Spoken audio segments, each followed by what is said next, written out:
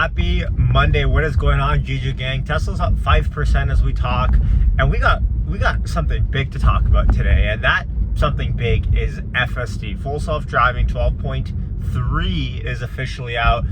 It was the talk of the town this weekend. 12.3 FSD was. And let's get into some of the price action stuff, where Tesla can go from here in the stock market. One big piece of news that we got from Google actually today that I think will help the general broad market. But first, hit subscribe. I hope you like these driving style videos, as I usually do. It's a beautiful day. 20 degrees yesterday here in Vancouver. Today it seems like it'll be, I don't know, looks like close to the same, but God, who knows? It could probably end up raining in an hour. Let me know where you guys are tuning in from in the comments. I got to get back on a live stream soon. I apologize for kind of ditching my live stream schedule a few months ago, and it's never really come back yet to a consistent point, but it will. And I need to get back on the live because the energy that we have on the live streams is second to none. Okay. So you've subscribed, you've hit like, you left me a comment to where you're tuning in from. Let's talk FSD. Okay, you know, on this channel, I'm often the one to really dampen expectations on FSD, right? I have people on the channel that are a lot more bullish usually on FSD than I am. And I usually go, okay, are we serious? Do we actually think FSD is coming out this year? Blah, blah, blah, blah, kind of bearish yash with timeline, right? Because you guys know government approval and all that sort of stuff, for me, I just don't consider to be an easy feat to get over. But, man, some of this FSD 12.3 videos that we're seeing at the moment is nuts. If you haven't yet, go check out some of the video, whether it's from Chuck Cook, whether it's from Edge Tesla or Edge Case on Twitter. Actually, in fact, just go to my Twitter, at HeyIt'sYashu, and I've retweeted a lot of these videos over the past few weeks. Go check out some of these clips that we're seeing. It's actually nutty. Really, it actually is nutty. Some of the stuff that we're seeing with U-turns is cool, but there's a point in Chuck Cook's video where the Tesla actually hit a dead end, had to do kind of a sort of a 3-point semi U-turn, and from there navigated back after missing its turn. Right?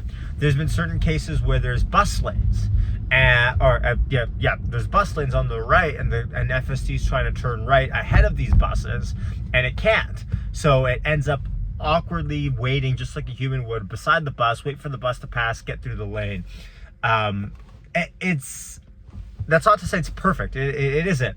But there's multiple people now reporting that they're going full trips, hour-long trips, without any interventions. Right? And this is all about stages, right? Because at the end of the day, we know, oh, I'm trying to get through this construction sign here.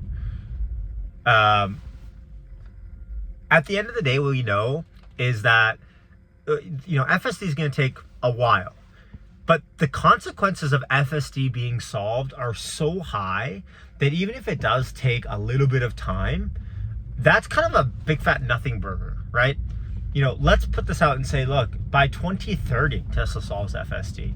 Well, the consequences of solving a generalized universal solution, which is scalable across the entire fleet of cars for Tesla, is just so massive that this short amount of time between now and when FSD is solved, and it's looking increasingly like FSD is going to be solved.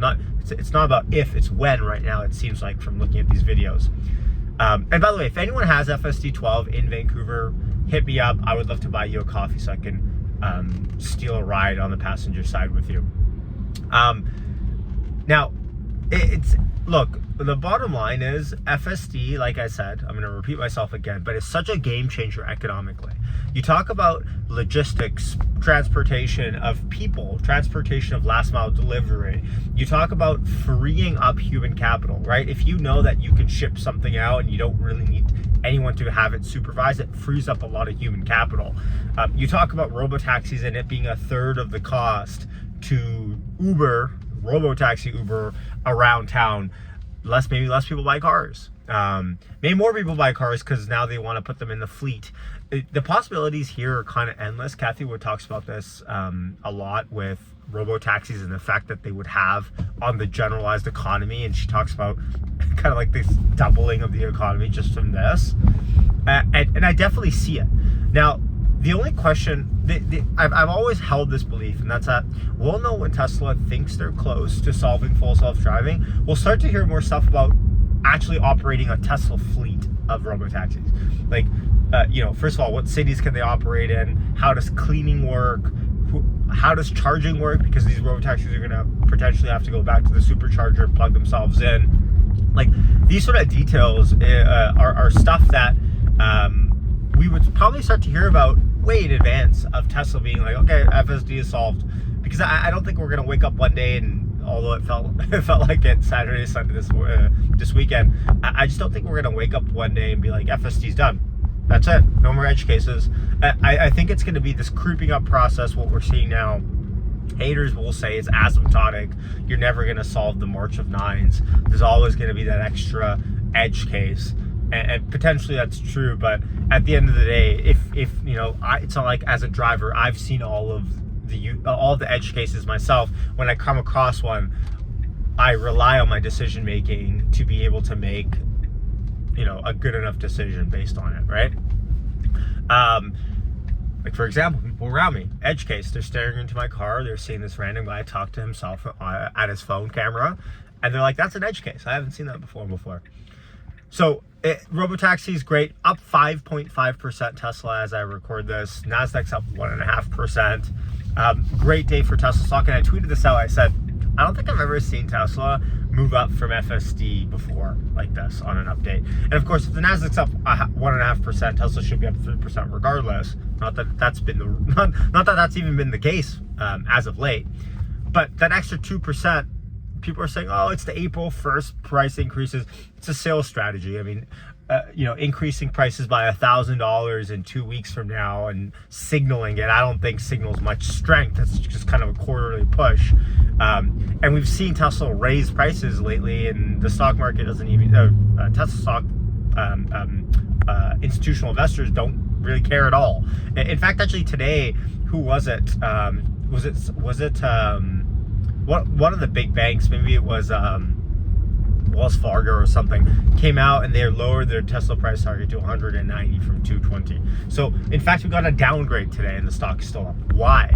I think it's about sentiment shift around FSD. I think we're going to start to see, as it becomes very, very, very much obvious that Tesla is going to solve FSD, we're going to see this almost like last-ditch effort from institutions to either stop the rally before they settle in and go, okay, Tesla's about to solve it. What does this mean for the ramifications? Because remember, a lot of Wall Street doesn't have this projected at all into the stock. So what that means is, should this now need to be projected into the stock, it's gonna be a pretty massive revision from a lot of these analysts. They're gonna have to sit down.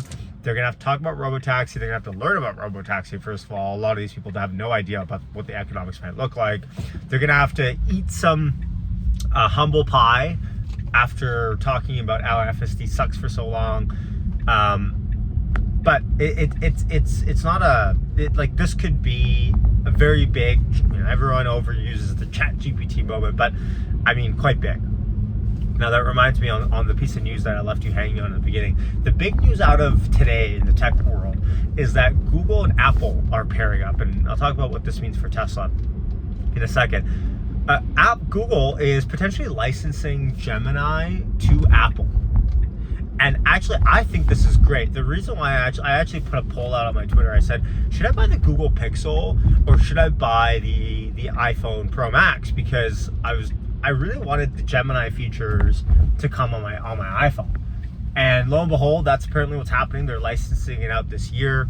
Now, what this means for Tesla is quite simple. Look, if you solve FSD, right, you're telling me that other auto manufacturers aren't going to be all over that. I'm going to park here for the side.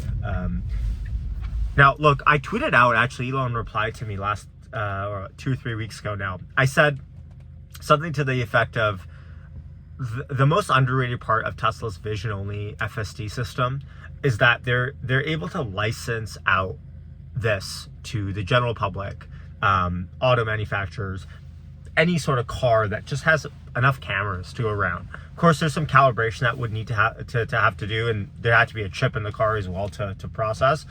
But that's pretty much all you need. You don't need LiDAR. You don't need any special fancy equipment, despite what big LiDAR might tell you.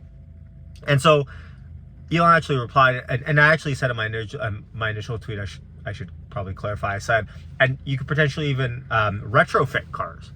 Elon replied, he said, retrofitting doesn't make sense considering how old some cars are, blah, blah, blah, but definitely for new cars coming off the assembly line. So, look, the future is bright. FSD being solved, we could potentially have a whole live stream about the economics of this. I think I have to update my forecast, my earnings modeling forecast, which actually I don't think I've done a major update on in quite some time, but actually let me go and put that down in my notes, because we should do a big live stream, a 1 hour live stream with just me going through, and we can go through a bunch of different cases of financial modeling, updating for Tesla. It's been a couple years now, but for me, I think I have to I have to put FSD into it, whether it's just $200 a month at a 30% take rate or something. You guys know I've run these sort of cases before, but I've never added it into my projection model. But with FSD version 12.3, man, it's getting nutty real quick, real fast. And Ashok, actually, I'll leave you on this, even said the growth that we're going to see here is even going to get faster. So there it is. Yash signing off. Leave me a comment down below. I hope everyone has a wonderful week ahead. Hit like on your way out and subscribe. Much love. Yash signing off. Thanks for all the support on Patreon, subscribing, doing all that good stuff. I love it. Thank you so much. Have a great, wonderful week ahead.